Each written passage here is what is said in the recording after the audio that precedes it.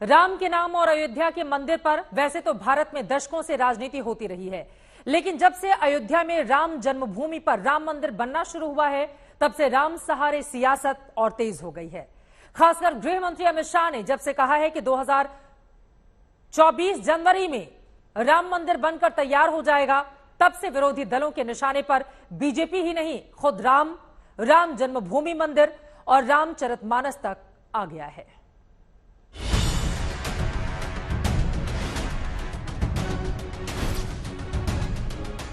सनातन परंपरा के पावन तीर्थ अयोध्या में श्री राम जन्मभूमि मंदिर का काम दिन रात चल रहा है। आधार से ऊपर मंदिर आकार लेने लगा है। भक्तों की श्रद्धा और दर्शन की आकांक्षा पूरे होने में बस साल भर की देरी है।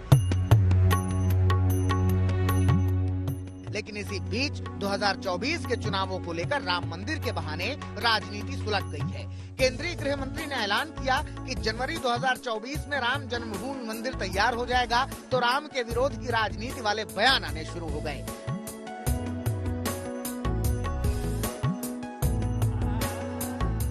बिहार के आरजेडी प्रदेश अध्यक्ष जगदानंद सिंह ने सबसे पहले अयोध्या की भूमि को नफरत की जमीन करार दिया और फिर ओवैसी ने फतवा जारी कर दिया कि अयोध्या में जो नई मस्जिद बन रही है, वहां कोई नमाज न पढ़ने जाए। उस मस्जिद को मस्जिद ही नहीं मानता मैं, जहां पे जो 5 एकड़ जमीन दी गई है, ना उसमें कभी नमाज पढ़ना भी चाहिए उसमें, बल्कि वो तो मॉडर्न डे मस्जिद जरारा है। वो आप जाके देख लीजिए मस्जिद जरारा किसको बोलते हैं। देखिए ओवैसी जी क्या कहते हैं, वो तो उनका सोच है, सरकार का सोच है। माननीय नरेंद्र मोदी प्रधानमंत्री यशस्वी देश में और उत्तर प्रदेश के मुख्यमंत्री योगी आदित्यनाथ जी, मोदी जी के सपनों का उत्तर प्रदेश बने, योगी आदित्यनाथ एयरनेस काम कर रहे हैं। ओवैसी अयोध्या की मस्जिद में नमाज और इबादत को पहले भी हराम करार दे चुके थे और तब देश भर के उलेमाओं ने ओवैसी के इस बयान की मजम्मत भी की थी। अब एक बार फिर अयोध्या की मस्जिद के बायकॉट की कोशिश कर रहे ओवैसी बीजेपी के निशाने पर आ गए हैं। का तो समझ में आता, लोगों को भी कहा कि नहीं जाएंगे। अब ओवैसी साहब कब से मुफ्ती हो गए? वो तो बैरिस्टर हैं, वकील हैं, सुप्रीम कोर्ट का आदेश है, उन्हें मानना चाहिए था। मुफ्ती है नहीं और फतवा जारी कर रहे हैं।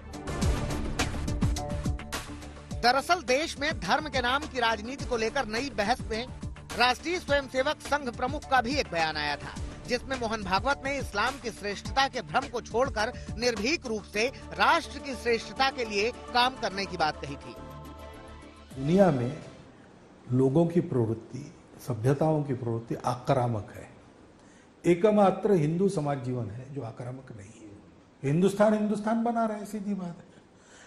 इसमें जो आज हमारे भारत में मुसलमान हैं, उनको कोई नुकसान नहीं। वो है, वो रहना चाहते हैं, रहे, पूर्वजों के पास वापस आना चाहते हैं, आए, उनके मन पर है। हिंदुओं में ये आग्रह है नहीं। इस्लाम को कोई खतरा नहीं है। हाँ, हम बढ़े, हम एक समय राजा थे, हम फिर से राजा बना, ये छोटा। हालांकि मोहन भागवत के बयान के बाद खुद को मुसलमानों का प्रतिनिधि बताने वाले नेताओं ने तरह तरह की प्रतिक्रियाएं दी थी। जब हिंदू मुस्लिम नफरत आप फैलाएंगे तो मुसलमान फिर अपने लिए कुछ सोचने पर मजबूर होगा। तो बहरहाल मुसलमान इससे डरेगा नहीं।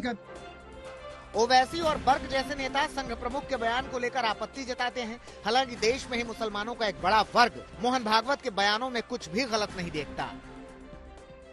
आरएसएस प्रमुख मोहन भागवत जी का बयान एक अच्छा बयान है, जिसमें उन्होंने हिंदुस्तान के मुसलमानों को एक उम्मीद की किरण दिखाई है और जो वर्चस्व की बात कही है, उसमें हिंदुस्तान का कोई भी मुसलमान अपने पुराने वर्चस्व, उससे कोई भी ताल्लुक का इजहार नहीं करना चाहता।